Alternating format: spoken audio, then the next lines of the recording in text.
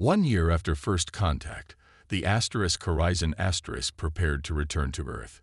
Its mission had changed from simple exploration to diplomacy. Captain Miller stood at the viewport, watching as a delegation of council representatives boarded shuttlecraft bound for his ship. "Hard to believe it's been a year," Linda Bailey said, joining him at the window. Miller nodded. "A lot has changed." Indeed, the galactic political landscape had transformed. After the humans revealed their discoveries about the artificial nature of council worlds, and after the successful peace talks with the Shirak, the council had been forced to reconsider many of its policies. The Shirak had been offered representation and reparations. They had cautiously accepted after Miller personally guaranteed their fair treatment. The human captain had earned their respect during the negotiations, one Deathworlder to another.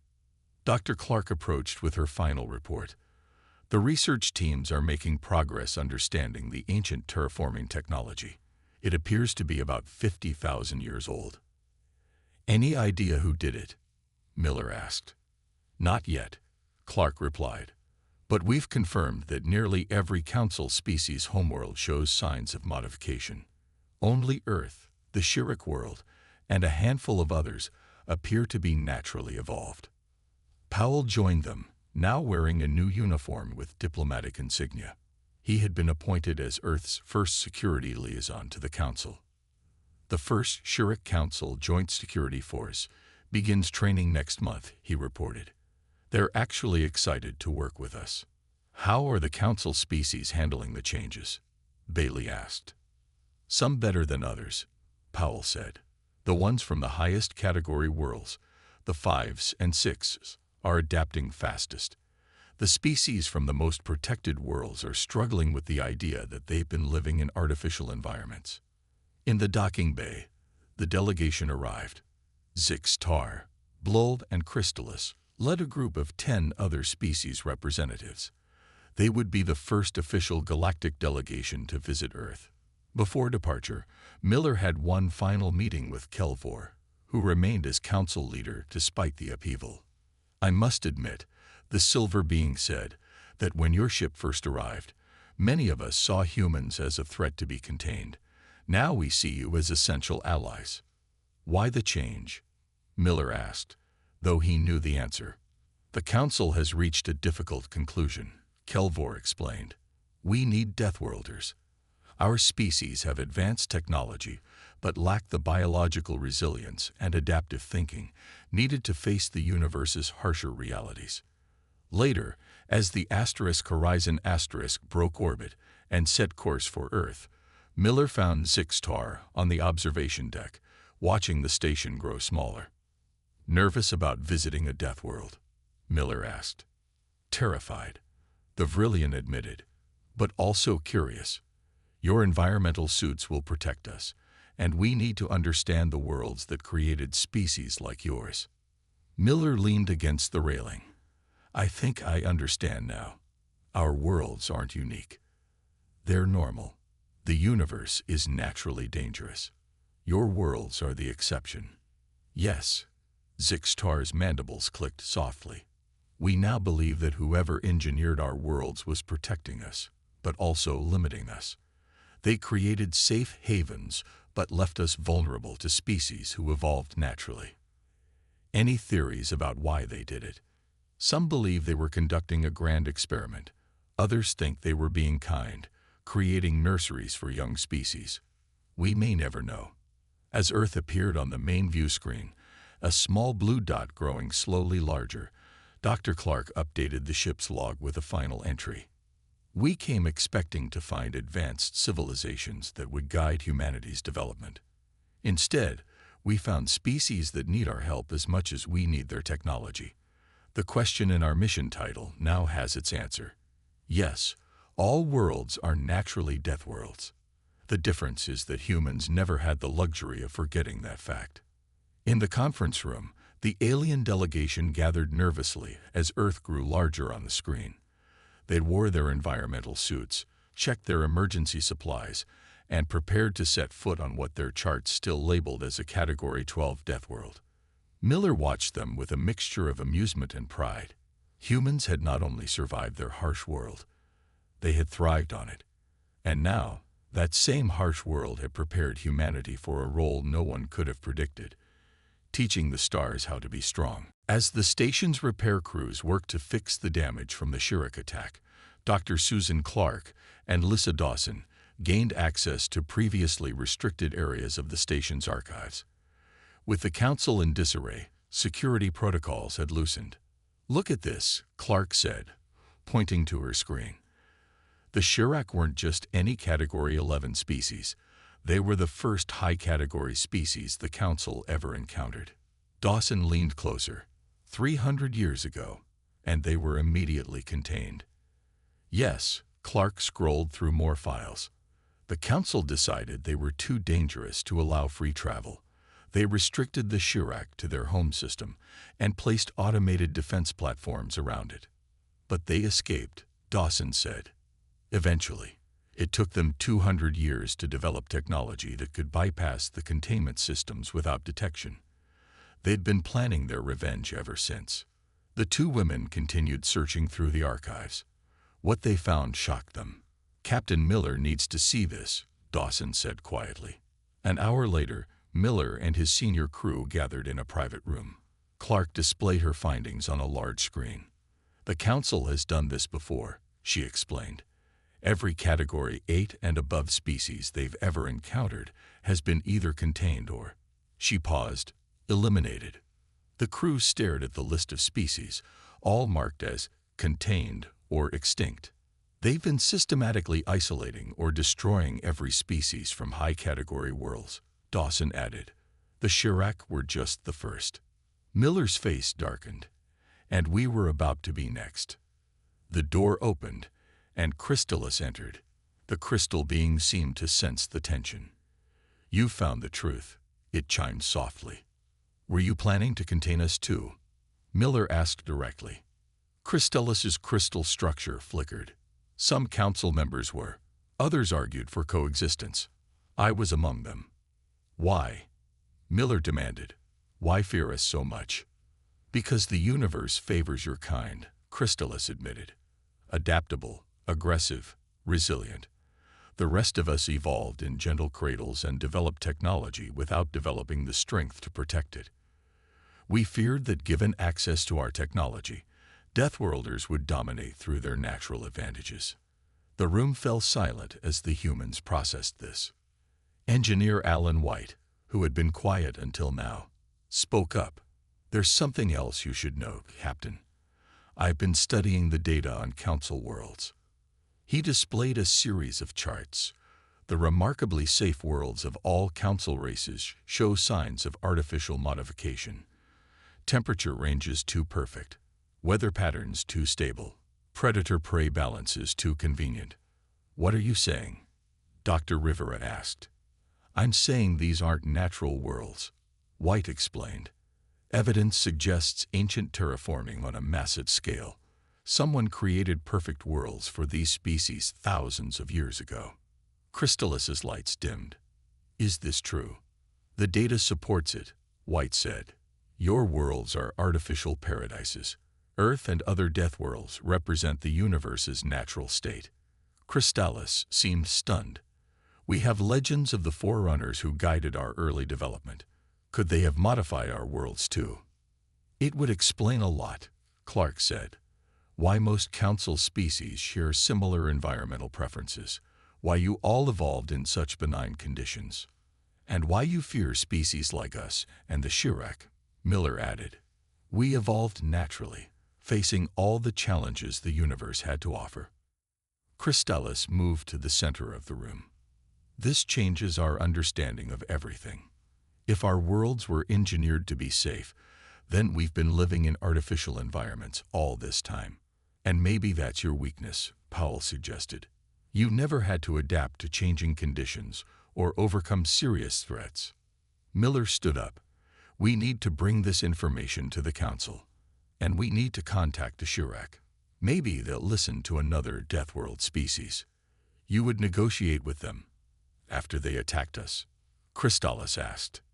"Yes," Miller said firmly, "because I understand their anger. They were caged for being what they naturally are. We might have suffered the same fate. Christellus was silent for a moment. I will help you address the council. This revelation must be shared.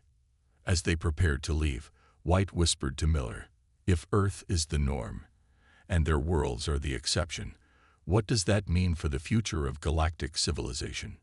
It means, Miller replied, that they might need us more than they realized. Chaos erupted in the council chamber. Many of the alien representatives had never experienced combat. Some hid under tables. Others frantically called their ships. A few simply froze in place. Captain Miller's voice cut through the noise. Everyone stay calm. Security Officer Powell, what's our status? Greg Powell checked his device. 3 enemy warships, Captain. They've disabled the station's outer defenses. Reports show Nexari Space has been under attack for the past 12 hours. Their defenses are failing. Kelvor, the Silver Council leader, approached Miller. Captain, most Council species have only small defense forces. We've had peace for centuries. Our ships are not prepared for this. Miller nodded grimly. The Horizon is just one ship, but it's built for exploration in dangerous conditions. We can help. Kelvor hesitated. You would defend us, even after our debate about containing your species. That's what humans do, Miller said simply. Miller gathered his crew. Linda, contact Earth Command. Get emergency authorization to defend the station. Ryan, establish communications with all allied ships. Alan and Dr. Rivera, help station personnel with damage control. Greg, prepare our security team for possible boarding action. What about me? Dr. Clark asked. Find out everything you can about these Shirek, Miller replied. We need to know who we're fighting. Within minutes, Earth Command gave authorization. The Horizon detached from the station and prepared for battle. Navigator Emma Scott took the helm. Ready for your orders, Captain. Defensive formation Delta, Miller commanded. Position us between the station and those warships. The Horizon moved into position. The 3 Shirek vessels were larger and heavily armed. Their hulls were black with red markings, bristling with weapons. A harsh voice came over the communication system. This is Commander Vex Shur of the Shirek Dominion. Surrender the station or be destroyed. Miller responded calmly. This is Captain John Miller of Earth Vessel Horizon *. We request peaceful dialogue. Earth. The Shirek commander paused. Another Deathworld species. Interesting, but irrelevant. Your tiny ship cannot stop us. We'll see about that, Miller said, ending the transmission. Emma, attack pattern Omega. Greg, prepare boarding teams. We're going to show them what Deathworlders can do. The Horizon shot forward, moving in ways that surprised the Shirek. Emma's piloting skills allowed the smaller human ship to dance around enemy fire. The Shirek ships were powerful but slow to respond. Their reaction time is poor, Emma noted as she spun the ship through a tight turn. They're not used to rapid maneuvers. The Horizon fired precision shots at the Lid Shirek vessel's weapon systems. Several explosions rippled across its hull. Inside the station, Dr. Clark worked with Zixtor to search the database. The Shirek, she read from the screen, classified as a Category 11 Deathworld species, contained by Council forces 300 years ago. Yes, Zixtor clicked nervously. They apparently escaped containment decades ago and have been planning revenge. Back in space, the battle intensified. One Shirek ship broke off to attack the station directly. Despite the Horizon's efforts, the enemy vessel launched boarding pods. Greg, they're boarding the station, Miller shouted. On it, Captain. Powell led his security team back to the station through an emergency docking tube. Inside the station, Council security forces were falling back. The Shirek were large, reptilian beings with natural armor and multiple limbs. They moved forward methodically, overwhelming the defenders. Powell organized his team. defensive positions. Protect the council chamber. The human security team fought with determination. Their Earth-born strength and combat training proved effective against the Shirek boarders. Unlike the council forces, humans didn't panic under pressure. Meanwhile, the Horizon disabled a second Shirek vessel. Emma's piloting pushed the ship to its limits, performing maneuvers that even the ship's designers hadn't considered possible. The remaining Shirek warship began to retreat. Back on the station, Powell's team pushed the Shirek boarders back to their entry point. The council members watched in amazement as the outnumbered humans forced the invaders to withdraw. When it was over, 2 Shirek ships were disabled, and 1 was retreating. The station had suffered damage, but remained intact.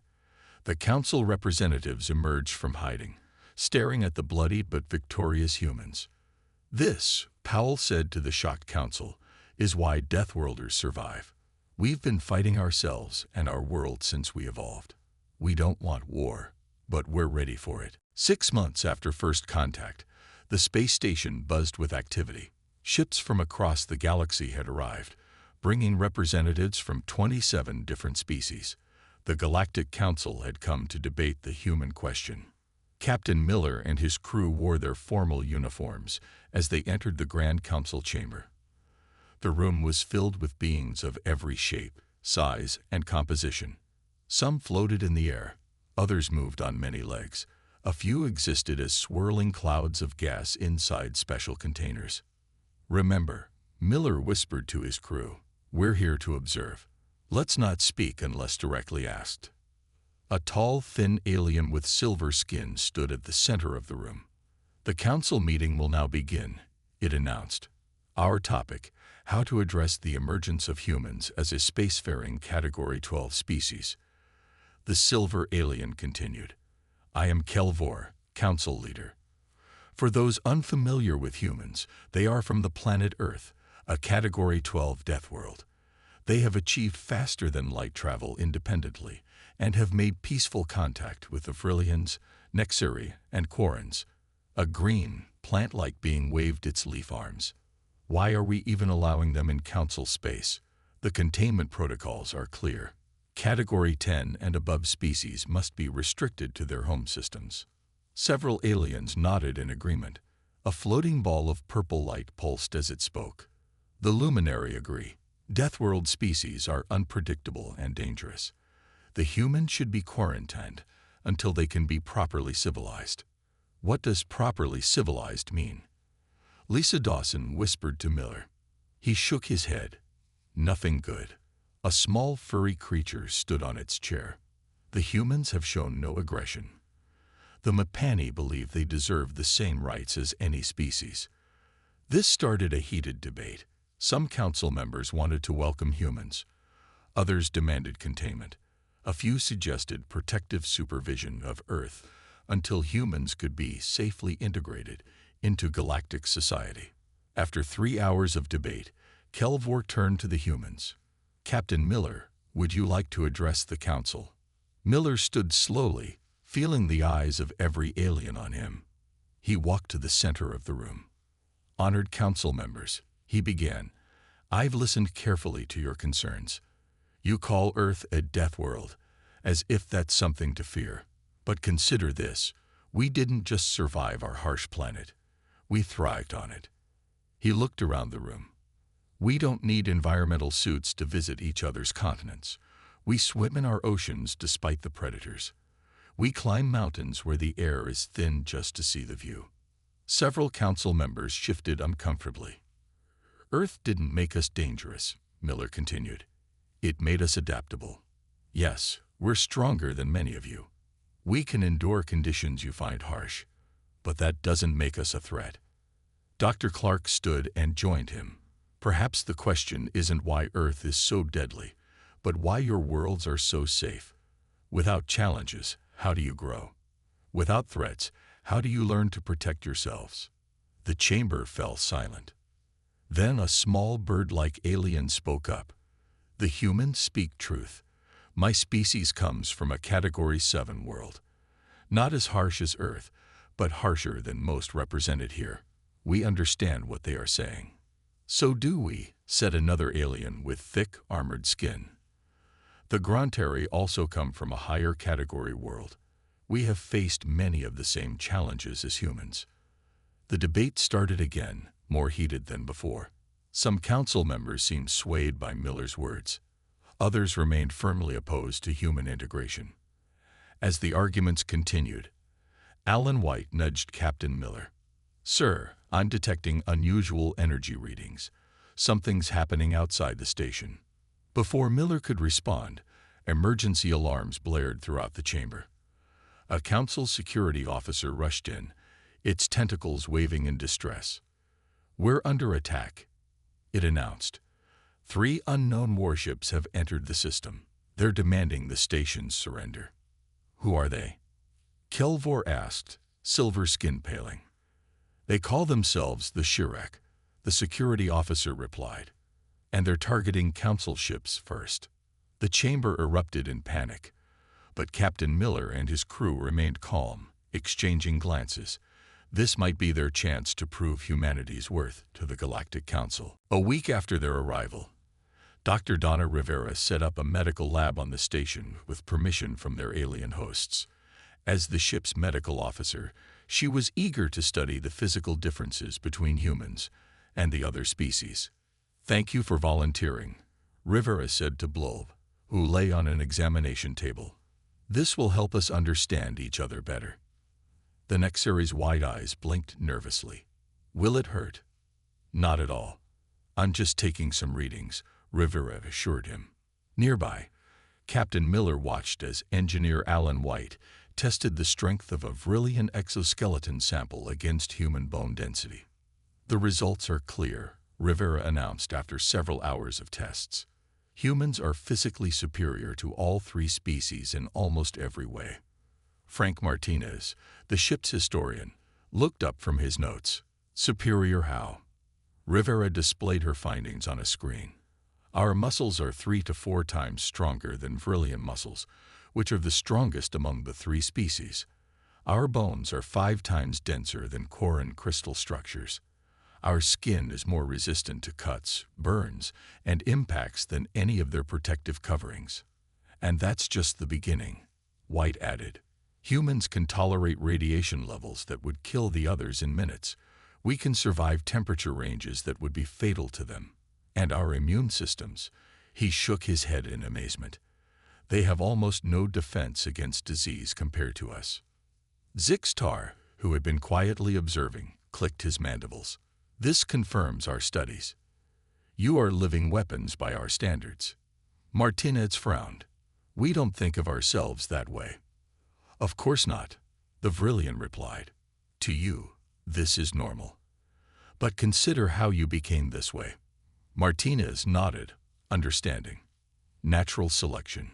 Earth's dangers forced us to develop these traits to survive. Exactly, Zixtar said. Our worlds did not challenge us in the same ways. We developed intelligence and technology without needing physical power. Rivera continued her tests, measuring human endurance against alien capabilities. The results were striking. A human can run for hours without stopping. We can go days with minimal sleep. We can recover from injuries that would be fatal to the others. Tell them about human hunting techniques, Powell suggested from the doorway where he'd been listening. Martinez nodded. Early humans used to practice persistence hunting. Before we had weapons, we would chase animals until they collapsed from exhaustion. We couldn't run faster than our prey. But we could run longer. The aliens seemed horrified by this information. You chased prey until their bodies failed. Christelis chimed, its crystal structure flickering in what humans had learned was distress. Without weapons, it was efficient, Powell said with a shrug. And it's why humans can run marathons today. While the others discussed hunting methods, White had been searching the station's database. His face grew serious as he motioned Miller over to his terminal. Captain, you need to see this, he said quietly. According to their records, humans aren't the first Category 12 species they've encountered. Miller leaned in, reading the screen. What happened to the others? They're all listed as either contained or extinct, White replied, his voice low. And there's something else. Look at the dates when these species were discovered and when they were contained.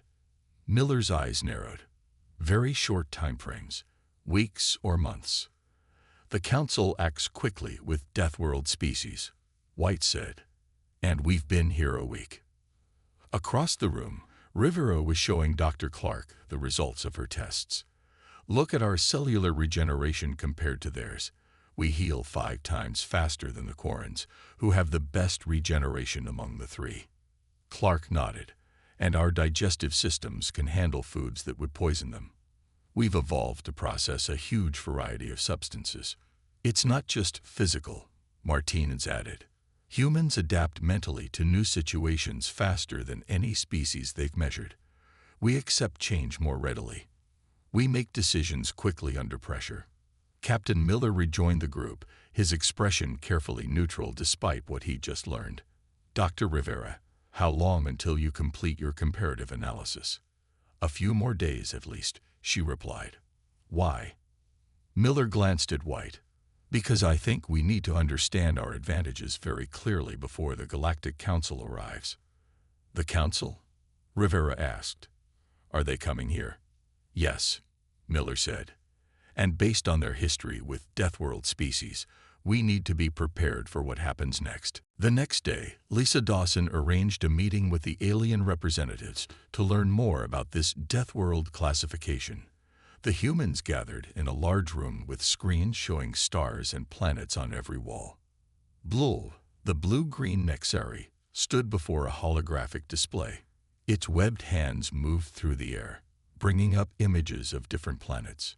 The Galactic Classification System sorts habitable worlds from Category 1 to 12. Blulb explained, most civilized species come from worlds rated 3 to 5. Dr. Susan Clark leaned forward. And Earth is a Category 12. The highest we have ever recorded, Zixtar confirmed, its insect-like mandibles clicking. No species has survived from a Category 10 or above except yours. Alan White, the ship's engineer, raised his hand. What exactly makes a planet dangerous in your system? Crystallis, the purple crystal being, stepped forward. Light played across its surface as it moved. Many factors. Gravity strength, weather patterns, tectonic activity, biodiversity, predator-prey ratios, disease organisms, radiation levels, day-night temperature differences. Show us your worlds first, Captain Miller suggested, so we can understand the comparison. The aliens nodded. Bluld touched the display, and a beautiful ocean planet appeared. My homeworld, Category 4, 90% water, stable temperature year-round, no seasons, limited land-based predators, calm weather patterns. The image changed to show a dry, rocky world with red soil and carefully arranged hive-like structures. Vrillian homeworld, Category 3, Zixtar said. Low gravity, minimal atmospheric changes, small temperature variations between day and night. Few natural disasters. Next appeared a low-gravity moon orbiting a gas giant. Crystal formations dotted its surface. Quarren origin world. Category 5, Crystallis chimed. Our worst danger was occasional meteor showers, which happen every 200 years. The aliens then brought up Earth's image. The blue and green planet spun slowly in the display. Your world, Bluld said with a note of fear in its voice. Extreme seasonal variations, major storms, earthquakes, volcanoes, floods, droughts, thousands of predator species, millions of disease organisms, heavy gravity, high radiation from your sun. Dr. Clark looked confused. But that's normal. That's just how planets are. No, Zixtar corrected. That's how Deathworlds are. Most life-bearing planets are much more stable. Engineer White pulled up some data on his tablet. Let me understand. What's Earth's gravity compared to your world's? Approximately double, Crystallis answered. Your muscles and bones developed under crushing pressure by our standards. And our weather? Asked Ryan Foster, who had joined the meeting. Blulb brought up images of Earth hurricanes and tornadoes. We have nothing like these. Such weather would destroy our cities. What about predators? Greg Powell asked, thinking of his hunting trips back home. The Nexari homeworld has 7 predator species, Blulb said proudly. All small. Earth has hundreds of large predators and thousands of smaller ones, Dr. Clark said, not counting extinct species. The alien stepped back slightly. And you live among these creatures? Zixtar asked in disbelief. Powell nodded. Some people keep them as pets. The 3 aliens made sounds that the translator didn't catch. They seemed shocked. There's more, Linda Bailey added. Humans can eat foods that would kill most species. We deliberately consume plants with mild toxins for pleasure. Coffee, chocolate, and spicy peppers would be deadly poison to many life forms. Crystallis's crystalline structure flickered with light patterns. How did you become the dominant species on such a world? Captain Miller smiled slightly. We adapted. We survived. It's what humans do. There's something else you should know, Dr. Clark said, checking readings on her device. The air in this station would be considered thin on Earth. Your normal gravity would feel weak to us. Your standard room temperature feels cool to our bodies.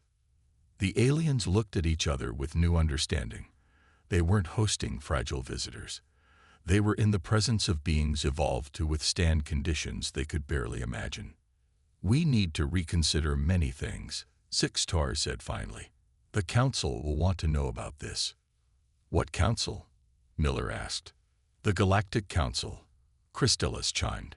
They will be very interested in humanity. Not afraid, Miller noted.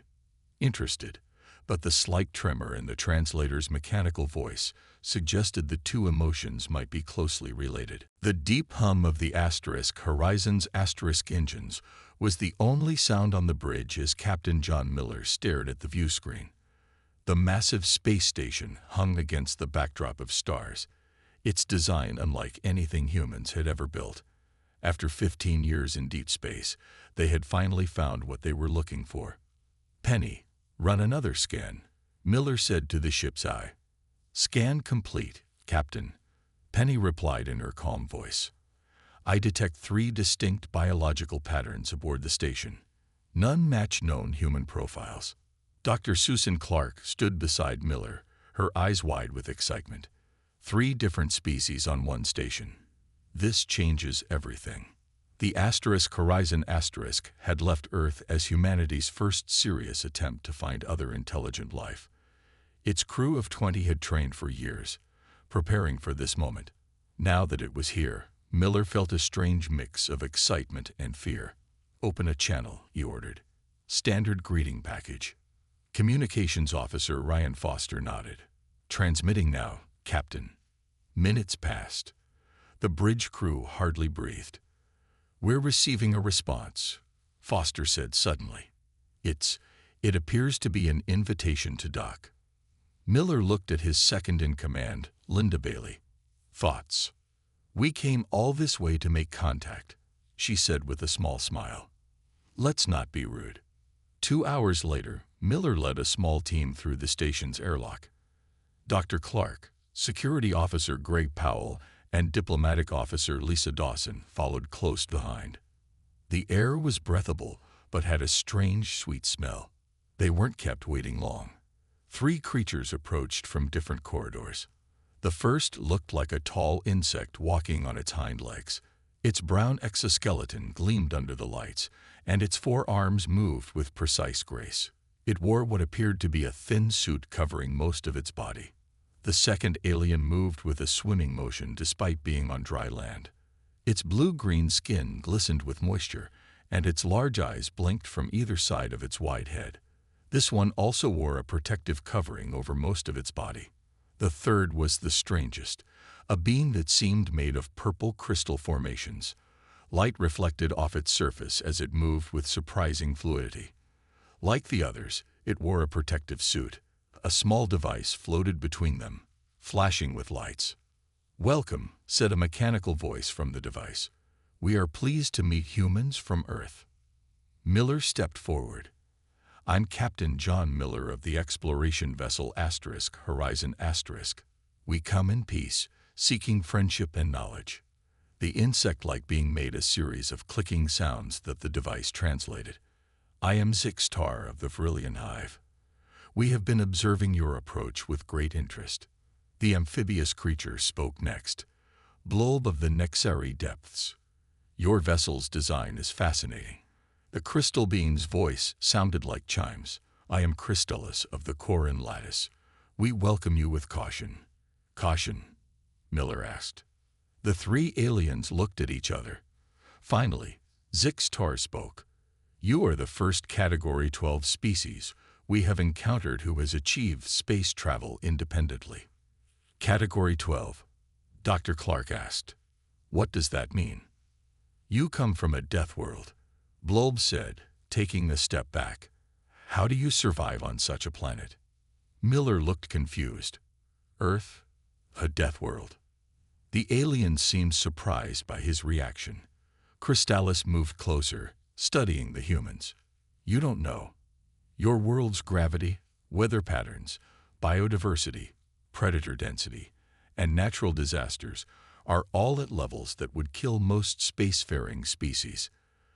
Dr. Clark's scientific curiosity was piqued. Our world is normal to us. What are your worlds like? The aliens explained their home planets, worlds with stable weather, few predators, consistent temperatures, and minimal natural disasters. As they talked, Miller noticed how carefully the aliens kept their distance. They treated the humans like they might explode at any moment. We've prepared living quarters for you, Zixtar said finally. But please understand our precautions. Your bodies contain bacteria that could harm us. Your strength could damage our equipment. Your very presence is concerning. Howell whispered to Miller. They're afraid of us, Captain. Miller nodded slowly, a realization dawning. Humans weren't weak newcomers to the galactic community. They were the monsters everyone else feared.